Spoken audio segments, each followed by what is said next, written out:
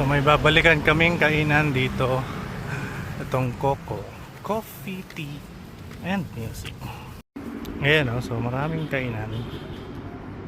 Alright. Tapos meron pa silang mga ganyang kainan. So gusto niyo mapag-isa, pwede. So order kami dito ng chicken teriyaki. Tapos Americano coffee. Tapos oatmeal. So dito talaga sa Coco yung go-to namin mag-asawa kung gusto namin mag-relax.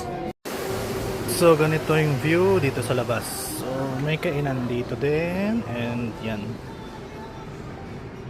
Alright. Tapos ayun lang SM Baguio. So sa tingin ko walking distance lang yan. Ayun, so may mga board games din sila dito.